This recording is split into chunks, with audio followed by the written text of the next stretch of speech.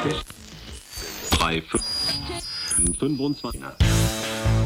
this episode, we discuss the issue of blood donation in Thailand and why foreigners like us might hold the secret to saving someone's life.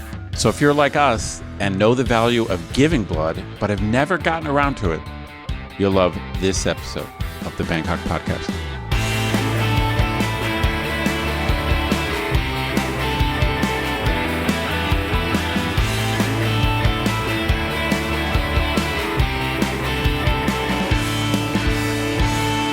Sawadee krap, and welcome to the Bangkok Podcast. My name is Greg Jorgensen, a Canadian who is such a keener for double-doubles and colors that I used to grab a paw full of toonies and give her down to Timmy's and stuff myself to make them ginch fit just as tight as they did that time. We got blazed on a Mickey a screech with a bunch of newfies. And that's your Canadian slang lesson for the week. Was that English? Close, it was Canadian. Okay, I speak American. That's all I understand. And I'm Ed Knuth, an American who came to Thailand on a one-year teaching contract more than 22 years ago, fell in love with being told my Thai is great after saying only 3 words. So I never left. You speak such great Thai. You're such a handsome man. That's right. It's amazing. My Thai is amazing and I'm a handsome man. So what's not to like? Why would you leave?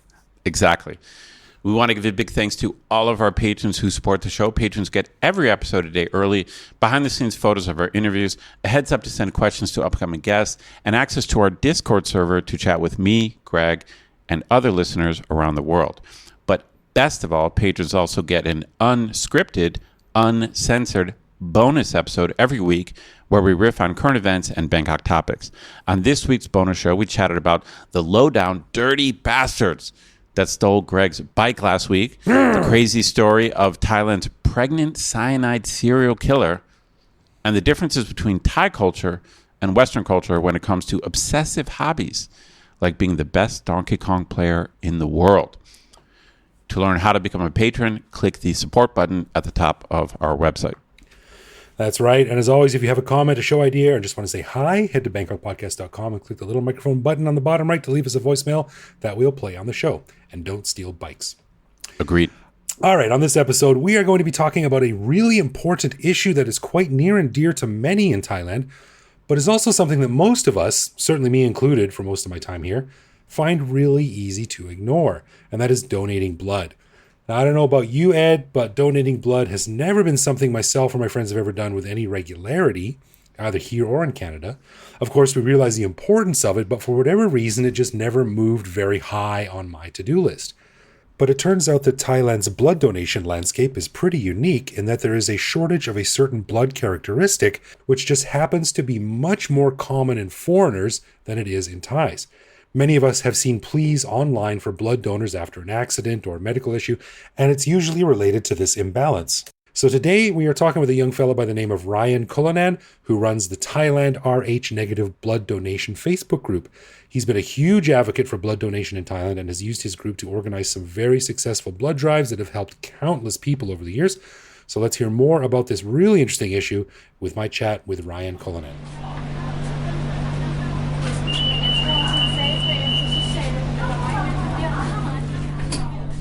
All right, we are here with my brand new friend, Ryan Cullinan, who is going to talk about something that I think a lot of us really need to know a lot more about because it's a very important issue. Ryan, welcome to the Bangkok Podcast. Oh, thank you very much for having me, Greg. Really excited to be on the podcast and talking about this topic. It feels like finally we've got some amazing news, and it's a topic which is very, very interesting. It's not something which gets thought about very often, but it could play probably one of the most pivotal roles in every expat's life here in the kingdom. And it's one of those issues that just kind of flies under the radar. Yeah. Now, of course, we did the intro, of course, but we're talking about donating blood and specifically why foreigners should be aware of this issue in Thailand. We'll get into that a little bit more. But, to be honest with you, again, we'll talk about this in more detail in a little bit, but I have never donated blood in my life, even when I was living in Canada. Yeah. But in preparation for this interview, because, I do my research, I'm a serious podcaster, I went and donated blood a few weeks ago. Nice. How was the experience? It was great. It was very, very smooth. We'll talk about that again in more detail later. But you're right. It's just an issue that's so easy to ignore. because you don't have to do it. There's no social pressure to do it, or at least not widespread social pressure. There's no media campaigns that are widely viewed by a lot of people. You don't sit down with your buddies and they don't say, hey, have you given blood lately? That's just not what people talk about, but maybe we can change that. So yeah, definitely. Well, can I ask this quickly, Greg? Yeah, Do you know your blood type? I used to know it, then I forgot it because, again, it's one of those things that people don't really think about. But I know it because I went down to the blood center a few weeks ago. It's type O. Oh, yep. So you're O positive, which is probably not O negative. I don't know. Yeah. Actually, I didn't. If they say it's like O, usually it's O positive. If you're O negative, that's actually the universal donor for the Rh negative, which is pretty much one of the most important blood types, which is something we'll talk about a little bit. I'd probably just preface all this by saying that, I'm not a doctor. I'm just a blood donation advocate. I can talk about how I kind of got involved in advocacy for blood donating here in the kingdom. Right. Yes. It's a good disclaimer. Neither you or I are doctors, and none of this should be taken to be anywhere remotely related to medical advice. But like you said, both of us are advocates for this, and I think it's something we just want to raise awareness about. So, as a quick aside here, let me get into a story. A friend of mine years and years ago, he forgot his girlfriend's birthday, and so he casually mentioned in a conversation, "Well, they have your blood type on your driver's license."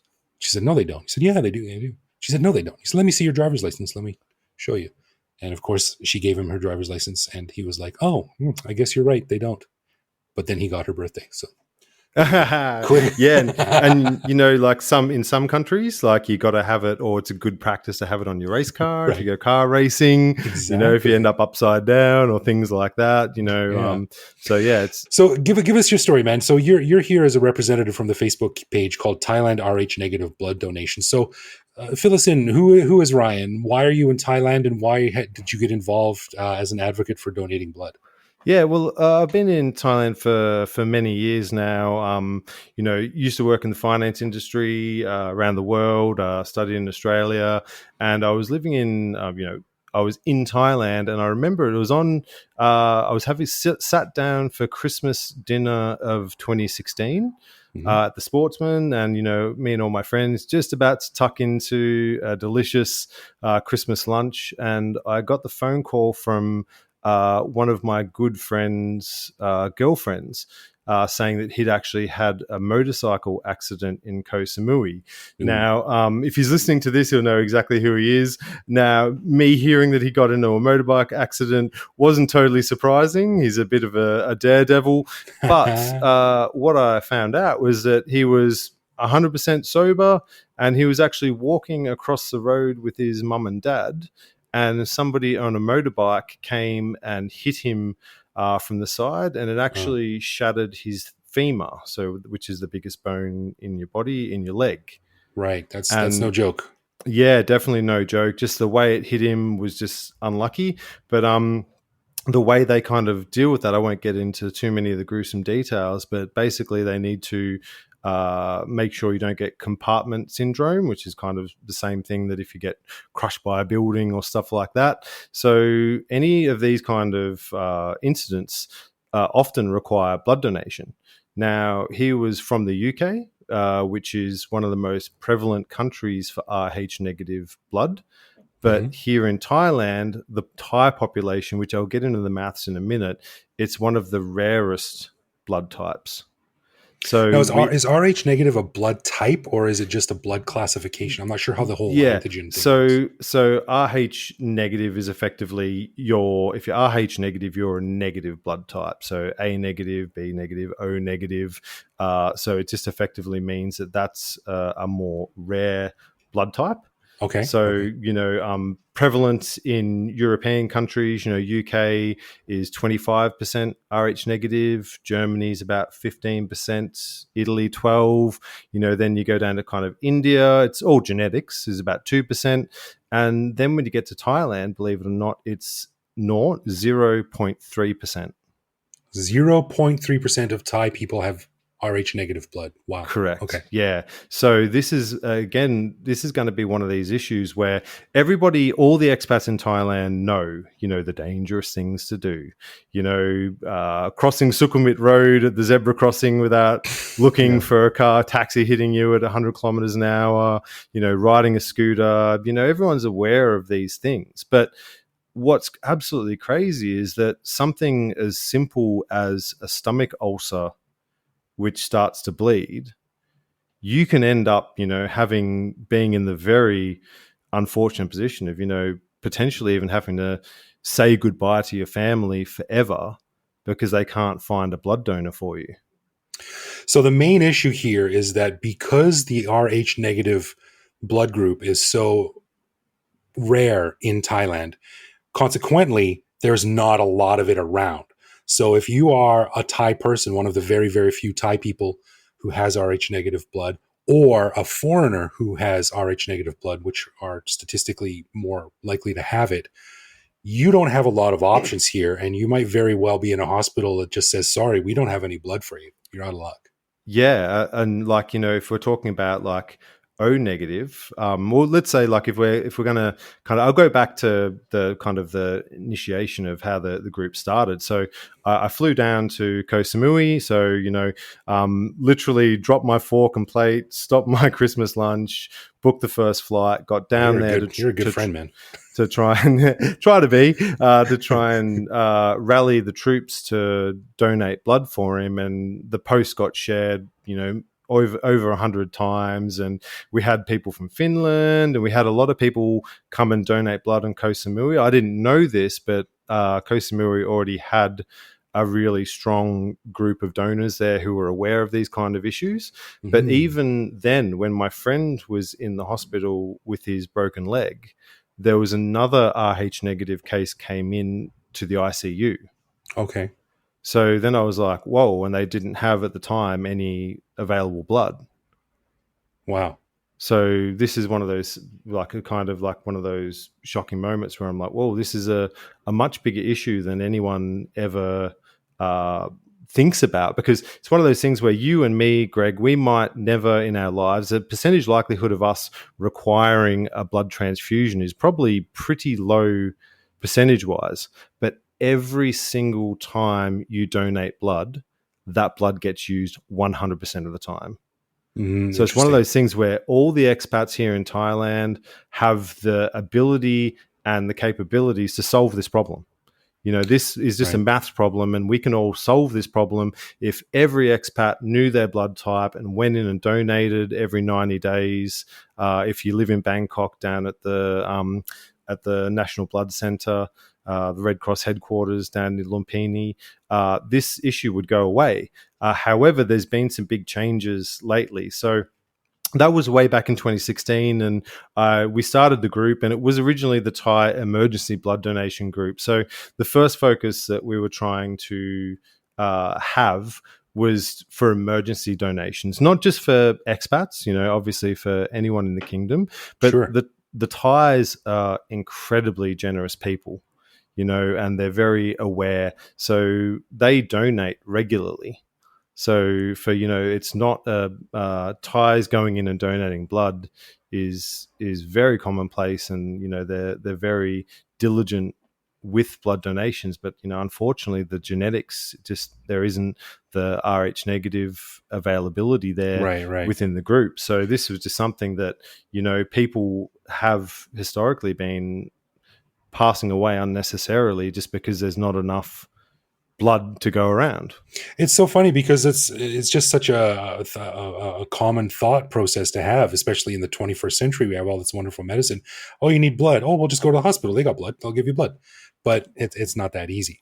Yeah. So essentially, again, the issue is that as foreigners, we have a much higher probability that we're going to have this nectar of blood, this nectar of the gods' blood antigen type. Yeah.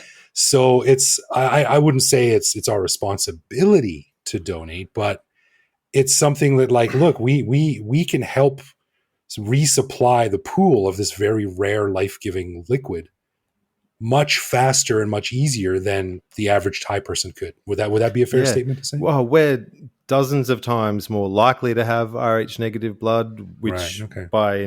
in terms means we're dozens of times more likely to need it, and so even if it's just for your own selfish reasons, for nothing else, going and becoming a first time donor, so just sitting in that chair, the chair of life, and donating for the first time Right. is the big hurdle. So Exactly. and even up in the lofty realms of governments, organizations here in Thailand, you got embassies and consulates and things like that. I don't even know what kind of risk mitigation, risk strategy. I don't even know if it's on their radar. Do they know their staff members' blood types? So it's one of those ones where the issue is taken for granted. You just, as you Right. said, you just assume, oh, you go to the hospital, they've got blood. Yeah, you've only got the blood if people are generous enough to donate it. So what happened to your friend then? Give us finish up the story. Does it have a happy ending? Luckily enough, his injuries were, he was able to be stabilized and he made a full recovery. And after that, we set up the Thailand Emergency Blood Donation Facebook page, which is probably about the time now where I'd like to give special mention to a few people. Not everyone, because obviously if I start mentioning everyone's names, we're going to run out. But, definitely Nancy. So Nancy Rauer, she's one of the administrators of the Facebook group. And she is probably one of the leading advocates here in Thailand. She works tirelessly to pull together donors for emergency cases of Thais. We had a baby born with O negative blood that needed immediate transfusions.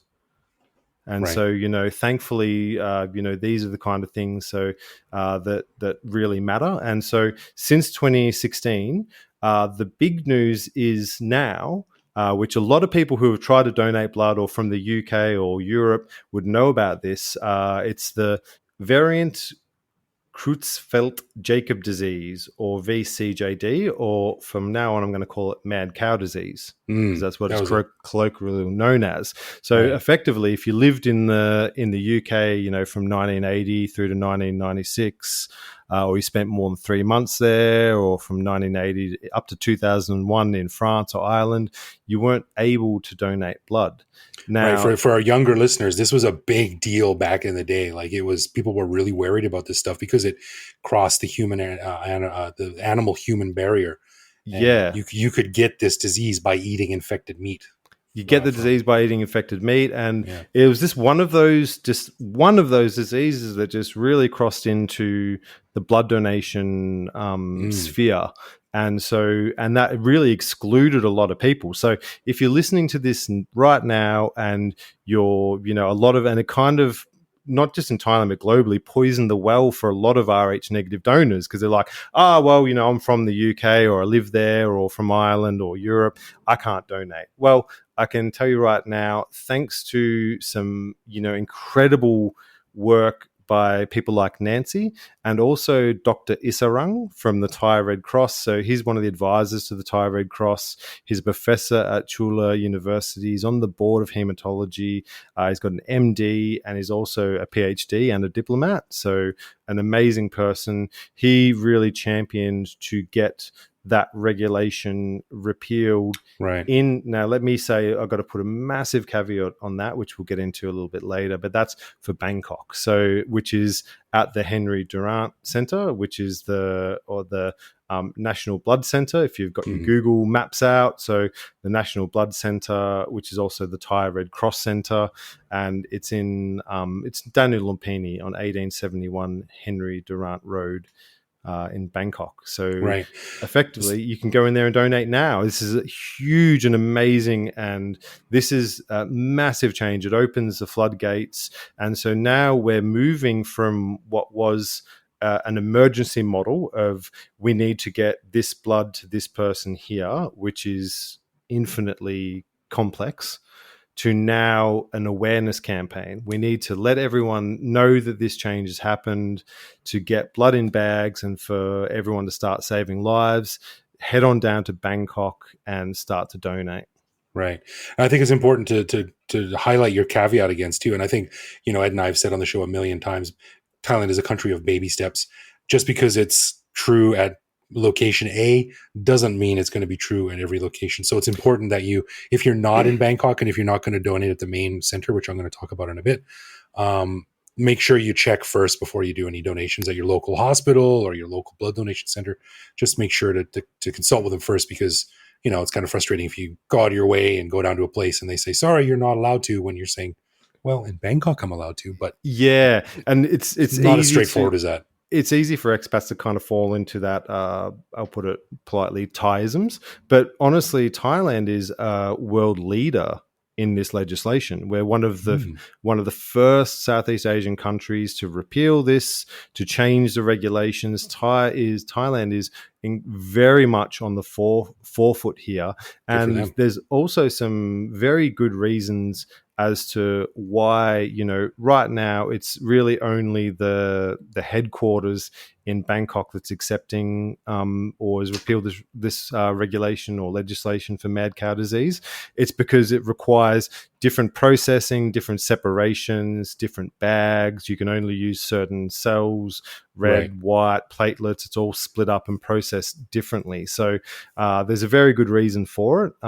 So what we really want is, rather than everybody, being negative, if you are O negative and you live like in some rural village up in Phitsanulok or wherever, and you can't get down to Bangkok, don't poo-poo the whole effort. Let all your friends know. If it's important, it's important. You can save lives. What we really need now is for every expat to really rally together and show their love for the kingdom, for human beings, Thai, foreign, wherever, and head down there and start to donate. This has really become an awareness campaign now, that we can start doing that. And I'd be happy to talk about, some different ways that people can kind of make that happen.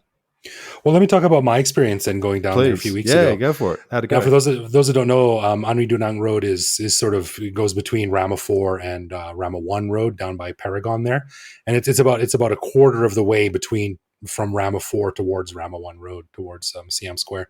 So it's very easy to get to, and it's a hard to miss building. It's like a giant upside down triangle that's been sort of cut off halfway up the triangle. It's this massive glass building. And I won't get into too many details about the process, but suffice it to say, it was outside of a couple of small miscommunication hiccups, it went very, very smoothly. I went in there and it was very crowded. To your point earlier, what you said, Ryan, about Thais being very generous about this stuff. I went on a Saturday, but it was packed, man. There was a lot of people there. So I went and I filled out a little form, and I'll put all these photos on our website.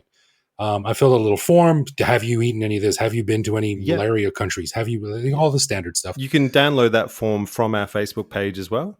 Awesome. So okay. 37 page PDF or 37 question PDF. I was going to say, dude, mine was just... no, 2 pages. Let me clarify that. 2 pages, 37 questions. Yeah, it just took a few minutes to fill out. I went and I gave them a little copy of my passport that I keep in my wallet, not my actual passport. They gave me a little plastic card and told me to go into a room.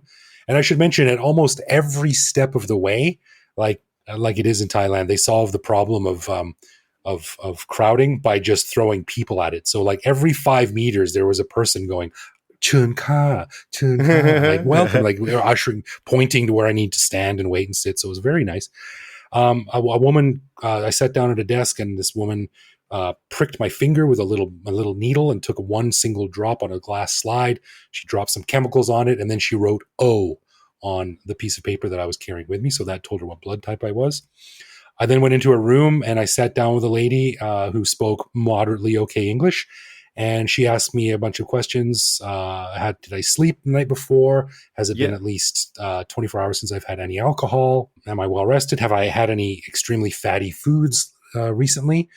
Yeah, the big ones is 24 hours, no alcohol, no, like have a low fat breakfast. And the final one is, now, this is again one of those ones where it kind of depends where you ask. Now, if you're a first time donor, the official first-time donor age limit is 60.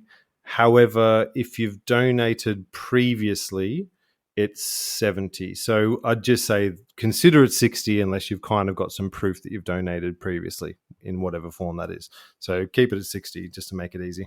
So anyway, it was funny because she said, "When's the last time you ate?" And I said, "About 5 hours ago." And she was like, "Ooh, yeah, that might be a problem." And back and forth, back and forth. She's like, "Can you go and eat right now?" And I said, "No, I don't have time. I'm not hungry." She's like, "What did you have for breakfast?" And I said, "Eggs and sausages." And she's like, 5 hours is a long time. So she went and walked to her colleague, and her colleague spoke better English. And she was like, "So what was your breakfast like?" And they were really concerned with the type of food I ate. And basically it came down to like, ladies, I don't think you understand the size of the portions that I have. I'm not hungry. Trust me, I've got enough food in me to get through this. Yeah, I mean, it's they're probably used to again, genetics. You can donate once every 90 days, and I'd also like to say another special thank you. Not only is Nancy one of the ladies who made this change happen. She championed for it, but also Miss Kun Nikita Munsang. She found out when one of her friends needed a blood donation that she was Rh negative, and she's actually donated. She's our number one Thai Rh negative donor. She's donated every 90 days for the past 10 years and has not missed a donation. Man. Nice. So yeah, good for her. I don't think I can catch up, but I'll get on the fast track. So after I convinced him that I had enough food in my stomach, she was like, "Okay, you'll be fine." So I went upstairs, and I forget what number it was, but I got a queue number, and there was about 150 people in front of me in the queue, and I was like, "Oh my God, how long is this going to be forever?" But dude, they move fast, and I waited for about 20 minutes. I'm from Australia. It's like a Gippsland milking farm, mate. They get them in and out. That's right. Chun my leg, boom, chun my leg, chun my leg. All this is like one after the other. So I waited about 20 minutes. Better song. Yeah. I went into a room, and the guy said, do you want it taken from your left arm or your right arm? I said, my right arm, because I guess that depends on what kind of table you sit on, because they have the blood drawing equipment on the right side or the left side. Oh, okay, yeah. Then my son was with me, and I said, and he was really interested in the process. And I told him, I said, I might be a little bit scared, so I want you to come in and hold my hand so I can be brave. Aww. And I explained to him too. I said, I'm doing this because I can help people. Like, this is really, it can help someone who might be in danger of dying or being very sick. Within 20 minutes, I was laying down on a table. Sorry, I'm not a table. Like a slab or something. Yeah. They've got these. They've got big comfy chairs. Yeah, big comfy recliner chairs. Yeah, they're really good actually.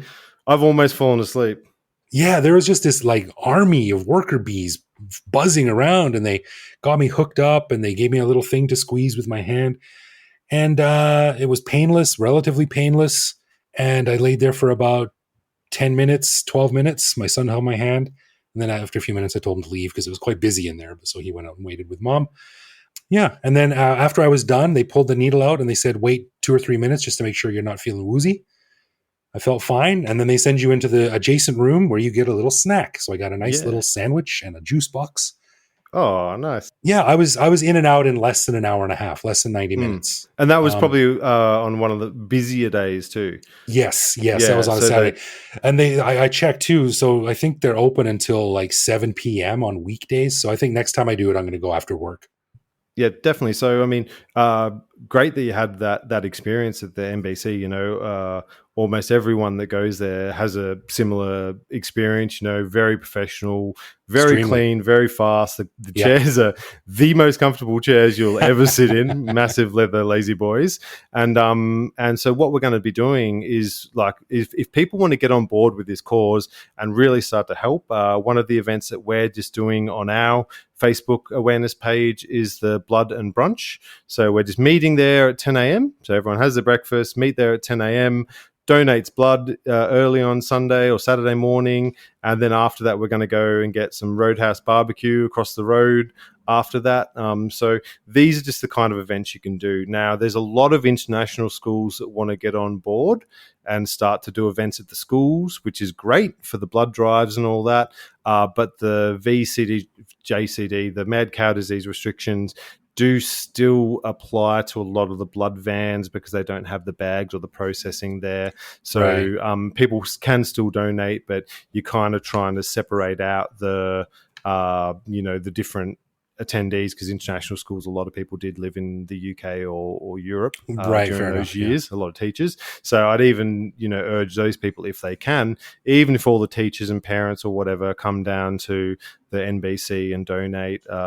Anytime you can get down there, whenever they're open, get down there and do it. Yeah, it's awesome. And I got to say, afterwards, I rewarded myself for my extreme humanitarian effort with a trip to Shake Shack at Central World, the new Shake Shack. So Lovely. I think everyone deserves a bit of a treat for themselves after donating I didn't blood. even feel guilty, not even a single bit, about the 640 calorie milkshake I had or whatever it was. But I figured I needed fuel, man. I got to repower my absolutely, body. mate. I totally agree with you. It's one of those rare instances. It's like a cheat day, but yeah, I think it's definitely one of those things where you can indulge a little bit and feel good about yourself too. It's probably the I'm never going to be a medical doctor. I'm never going to be a surgeon. I'm never going to be a RN, a nurse. But this is one thing that you can do that can potentially save a life. Whenever you're putting that blood in a bag, it is going to use. It's going to someone to help them. So, especially if you're a foreigner with this Rh negative thing, it's a very very needed.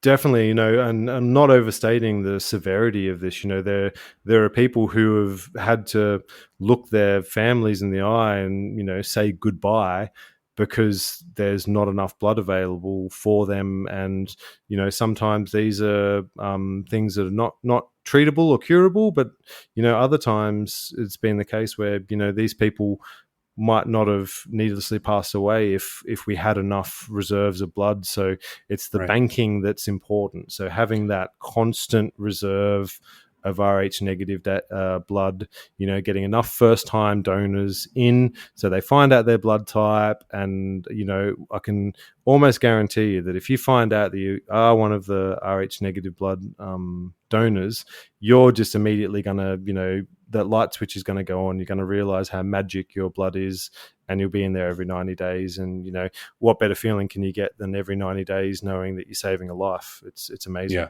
Yeah. And again, I'll put pictures on our website. There's going to be pictures on our Facebook page, and we'll have a link there too for your website. What is it again? Can you give us all the details of where to find more information on this stuff? Yeah, so it's it's on Facebook. We're just one of the advocacy groups. The Thai Red Cross do events everywhere. They do events down in Phuket, Pattaya with the blood bus and all that.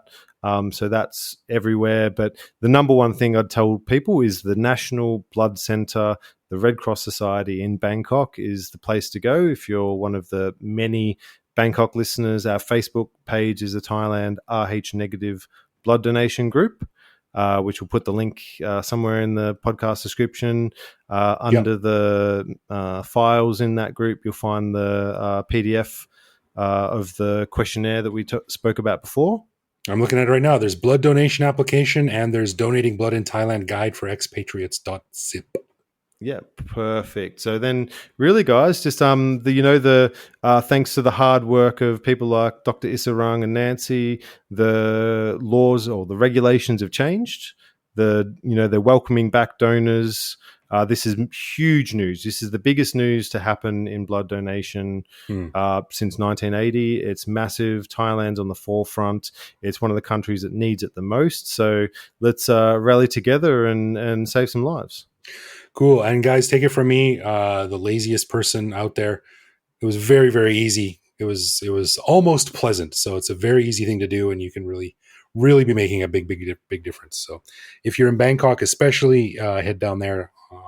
And if you're not in Bangkok, well, then there are resources. Either make your way to Bangkok or contact your local hospital or whatever and ask them what you can do. But yeah, it's a very simple thing to do, and it'll have a very, very big impact. So if I can do it, anyone can do it. Think about the delicious hamburger you can have afterwards. Definitely. And Greg, thanks for having me. And I'm so excited to finally be able to be talking about this topic in a more public forum now that the regulations have been repealed. And I look forward to seeing the landscape change. Yeah. Well, thank you for all your hard work, man, raising awareness. And I'm glad your friend got better. And I hope that anyone else's friend who's in a similar situation will also get better thanks to the help of the generous expat community in Thailand. How's that for an ending? Perfect, mate. Perfect. All right. Thanks, Ryan. Cheers, mate.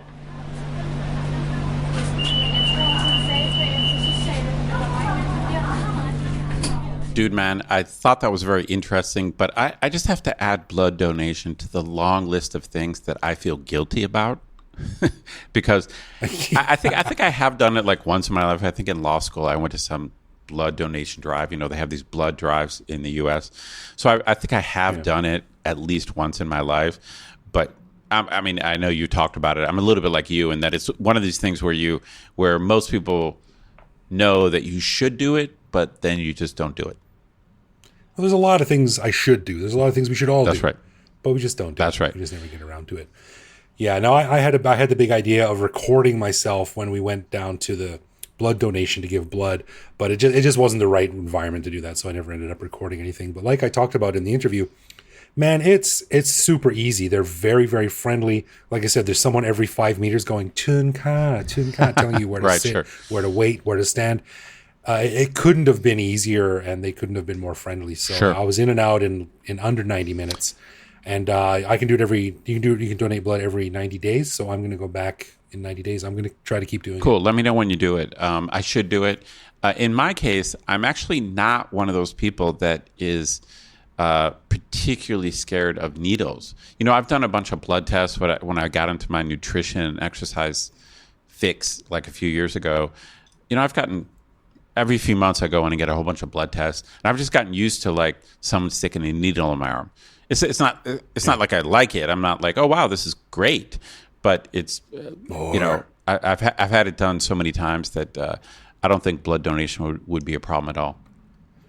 No, it didn't hurt at all. It was just a slight little prick. They use very small needles. It's not a big deal at all. Dude, So modern needles, I highly recommend modern needles are not like the ones that we had to put up with like in the 70s and 80s. Like back in the day, it's like they jab you with a straw. It's pretty much what it's like. A sharp straw back in the day. Kind of like a Roman soldier with a spear standing on the other side of a room. All right, just stay still. I'm gonna throw this through your thorax. But yeah, no, when I get these blood tests, you know, that I get for nutrition purposes, it's a very sharp, like delicate needle. You do feel it, and it hurts a little bit, but it's not a big deal. Yeah. It's about as painless as it can go, as it can That's get right. for this type That's of right. stuff. So That's right. So Ryan is doing some great work, and like he said, his story. I mean, he got interested in this when his friend was in an accident in Thailand, and he needed Rh negative blood. So many kudos and thanks to Ryan for putting his effort into this and raising awareness of it. He also sent me a follow up too. I mean, we talked about some stats during our interview about how rare it is. I think he said about 0.3 or 0.03% of Thai people have Rh negative blood. But then he sent me a message afterwards. And he said, let me just read it here. He said, so let's say 1 out of 1,000 Thai people are O negative. Now, not everyone out of those 1,000 can donate. Some are infants, some are pregnant, some recently donated, some are 70 years old, which is over the age limit. Somebody may have cancer or recovering from an illness. So mathematically, when you look at the eligible donor pool from the Thai population for O negative blood, it is not 1 out of 1,000. It might be more along the lines of 1 out of 8,000. So this is akin to finding a needle in a haystack. Sure. Now, if we looked at the recent estimation of just UK expats living in Thailand, approximately 50,000, then divide that by O negative, which is around 13%, leaving us with 6,000 potential donors. If we do the above math about all the people who are sick and pregnant, etc., roughly exclude those outside the eligible donor pool, then we're left with about 750 potential UK donors. So there's not a lot of people with this type of blood in Thailand. Yeah, no, this is an important lesson. I'm glad you did that interview. Yeah, so many thanks to Ryan. Important stuff, listeners. Really, if you can get down to the blood center in Bangkok on Henry Dunant Road, it's very easy. They give you a little snack afterwards. Like, you know, I think if you can do it, you should definitely do it, because you might save someone's life. There's no other way to put it. Heck yeah, agreed. All right, let's get into some love, loathe, or live with, where one of us picks a particular aspect of living in Bangkok, which we then discuss to decide if it's something that we love about living here, loathe about living here, or have come to accept as something that we just have to learn to live with, no matter how we feel about it. Now, last week I asked Ed what he thought about those traditional Thai wedding pants that look so good on some people, but not on others. Although they do look good on our buddy David. He sent us in a picture of his wedding just happened recently. Oh, really? And he was wearing those things, and he looked pretty stellar. So David wins, but I don't. Anyway, that's what we did last week. But this week, Ed, what do you got for me? All right, I'm going to be very specific. I can even take a photo for our listeners. And I don't quite know how to generalize this, but Greg, I'm sure you're familiar with the Thai penchant for gifts that involve like a box full of little jars of stuff, like this. Okay, so I'm now showing those are Greg, the things that like it's like a box of little jars of something. Now, what I've learned over the years is that the little jars can be filled with all kinds of weird stuff. Essence of chicken is a popular thing to be in the little jars. But for example, right now I'm holding this little jar that I can't figure out what it is.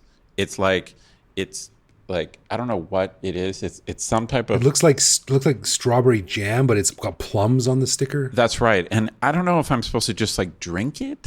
I don't know if this is like plum juice or use it to disinfect wounds. I don't know what's. I don't know exactly what it is, but these like boxes. So it's a kind of a fairly large box full of like 20 little jars.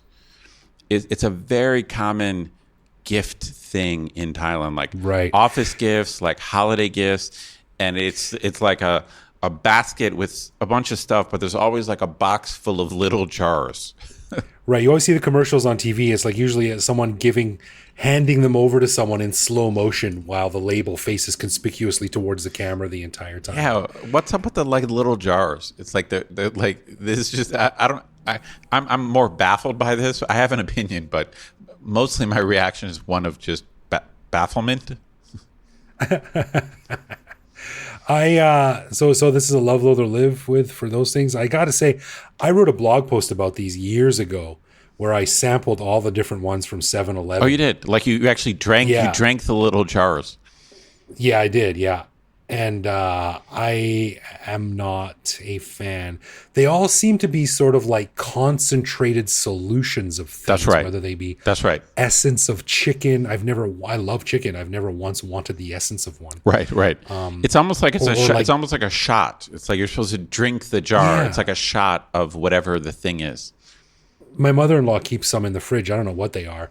No, so I've tried them, and I guess I loathe them because I didn't like any of them. And I don't know why you would drink. I guess it's supposed to be healthy, but 7-Eleven ain't a place where I go for shots of healthy juice. It's funny.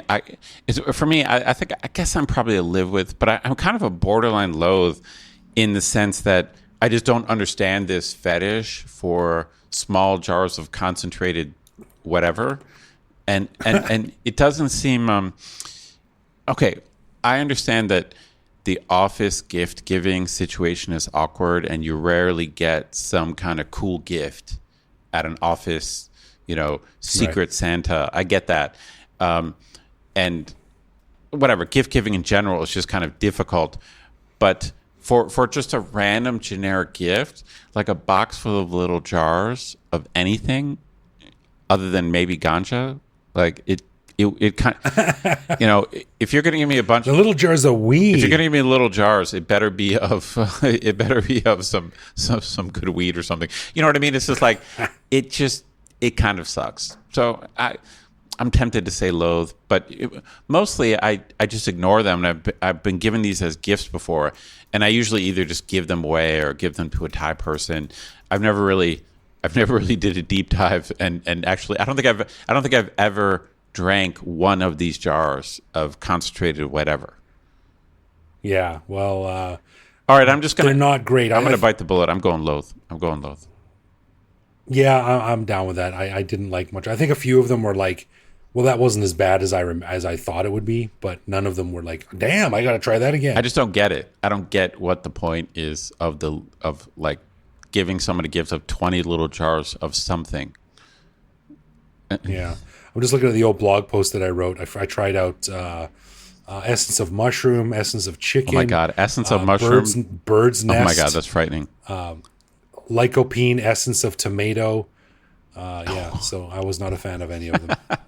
All right, I guess we're like a double loathe. Double loathe, nice one. All right, a final thanks to our patrons who support the show. Patrons get a ton of cool perks.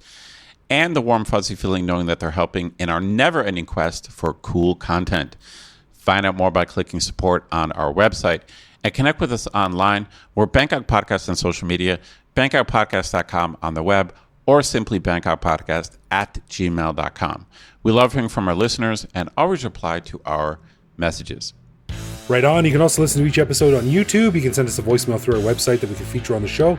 I'm off Twitter now, but you can find me on Mastodon at bkkgreg@home.social. So thanks for listening, everyone. And we'll see you back here next week. No doubt.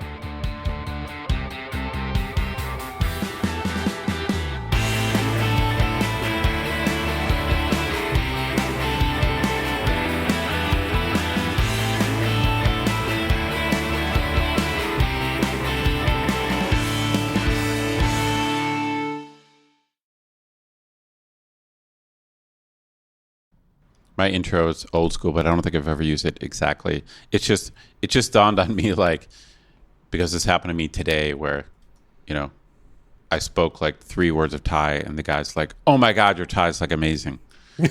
I'm used to dealing with such morons that you sound like a brilliant it's like you can linguistics expert. You can really kind of ride on that. Like if you want to, you can just be like, yeah, like they're so used to like Farongs being horrible. Like just that if you're just even making an effort to like pronounce things correctly, or if your tones are in the ballpark, like Thai people will be like, "Oh my God." Well, it's like when some woman calls you a sexy man. Like the bell curve is all messed up. It doesn't make sense. I'm just gonna ride those compliments. Do it. All right.